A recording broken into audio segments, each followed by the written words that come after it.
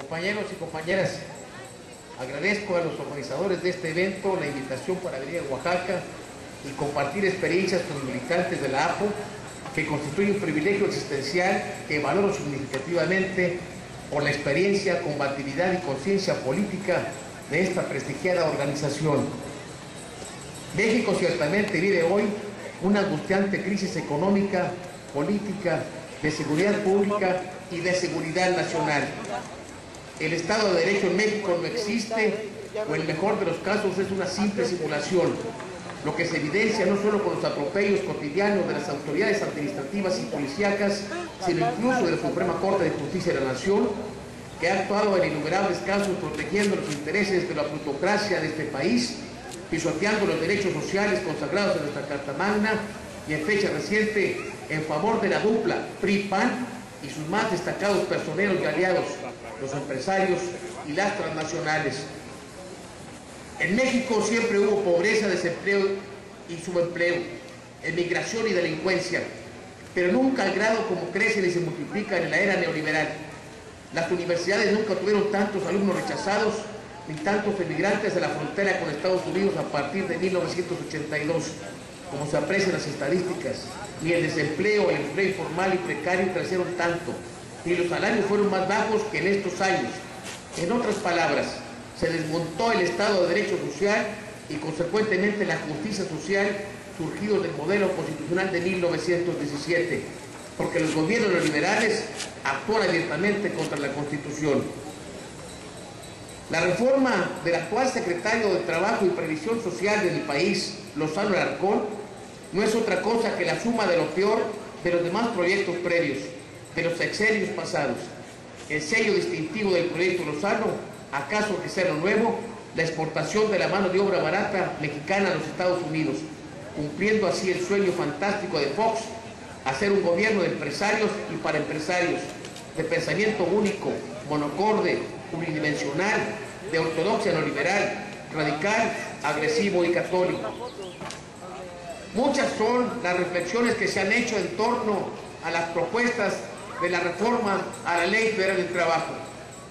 Ciertamente en la ley destacan algunas obsolescencias, pero estas modificaciones tendrán que ser en sentido positivo, en un sentido que venga a salvaguardar los derechos ya consagrados. Y la propuesta de reforma que elabora o que ha planteado el secretario de Trabajo se encuentra realmente a un límite extraordinario. El proyecto de reforma modelo de 2010 es el más agresivo y retrógrado de cuantos proyectos formales e informales se han presentado en los últimos 4 gobiernos. Repite de los anteriores el modelo del Banco Mundial aplicado en Latinoamérica. La principal, pérdida de estabilidad en el empleo, jornada por hora, obreros ilusos, flexibilidad, pérdida de libertades sindicales, etc., y agrega unas nuevas medidas. En aspectos fundamentales, la reforma laboral legaliza lo que hoy es ilegal, como el contratismo sin responsabilidad del verdadero patrón, la jornada y su pago por horas, el libre despido sin causa justificada, recortar los salarios caídos, restringir libertades y derechos sindicales, formar un gobierno pollero que promueva la emigración de mano de obra barata temporal, que de paso decline su responsabilidad constitucional del empleo nacional.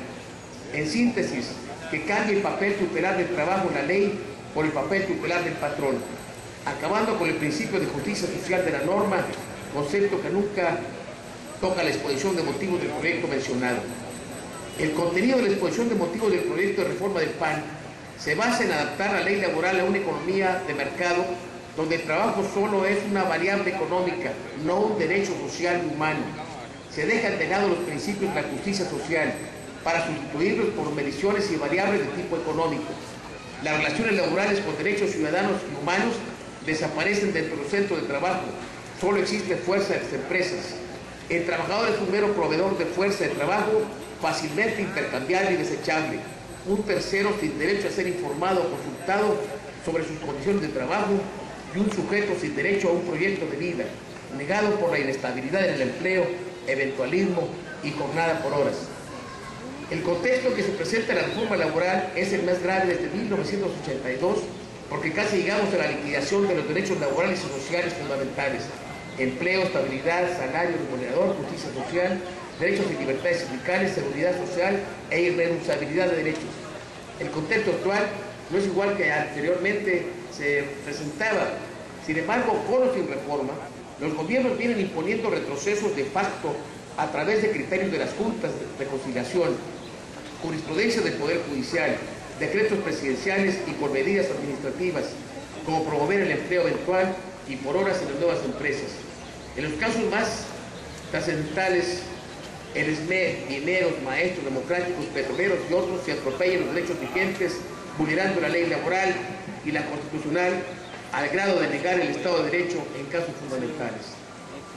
Hay un consenso de universitarios, abogados y algunos líderes sindicales de rechazar la reforma oficial. Falta que los trabajadores hagan fluir esta propuesta, a la vez que exigir el cumplimiento de la ley vigente y la Constitución que prevalece hoy en día. Reconocemos que la legislación laboral actual requiere de cambios favorables en materia de libertades sindicales, pero una reforma progresista, como solo se alcanza con un gobierno y un Congreso legislativo democrático, no con los neoliberales, tal y como lo muestran las experiencias latinoamericanas que en los años 90 tuvieron retrocesos con los gobiernos de reforma neoliberales. Con la llegada de los gobiernos democráticos del 2000 en adelante, en América Latina, será entonces cuando se llegue a recuperar en parte los derechos perdidos. No podemos renunciar a los derechos laborales y al constitucionalismo social, aún vigentes, y al principio de soberanía popular. La nación tendrá en todo tiempo el derecho de imponer a la propiedad privada las modalidades que dicta el interés público, para aceptar, como de facto sucede, que la iniciativa privada tendrá en todo tiempo el derecho de imponer a la nación las modalidades que dicta su interés. Por lo que hace a la agresión del gobierno federal de extinguir de un plumazo la compañía de luz y fuerza del centro y la consecuente cancelación del contrato colectivo de trabajo con el SME, encontramos que es una ruda y primitiva manera de afectar los derechos de los trabajadores de dicha organización sindical, demostrando con ello el engolosinamiento y premura del gobierno de Calderón para aniquilar toda expresión de sindicalismo independiente, que por cierto hay que destacar la enhiesta, vigorosa y combativa resistencia, más aún ejemplar, del Sindicato Mexicano de Electricistas. La virulenta y legal agresión al SME se repite a lo largo y ancho del país. Ejemplo de ello es la resolución en contra del Sindicato de Mineros de Cananea, del Sindicato de Profesores de la Conalepa Nuevo León y tantos ejemplos. Ello evidencia el claro propósito de aniquilar toda expresión de sindicalismo democrático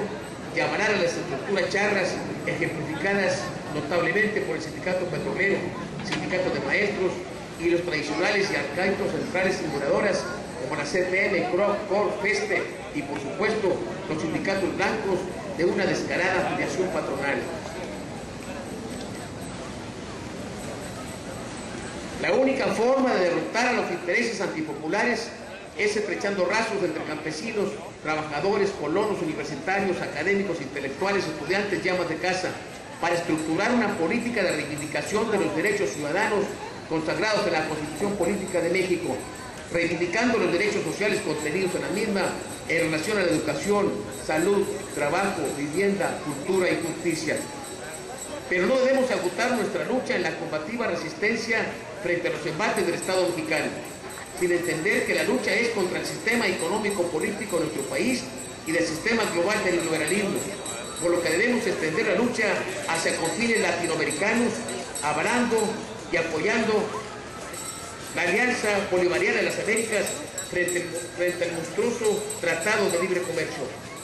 A nadie escapa la idea de que los partidos políticos han desnaturalizado y más aún vulgarizado el quehacer político de la nación,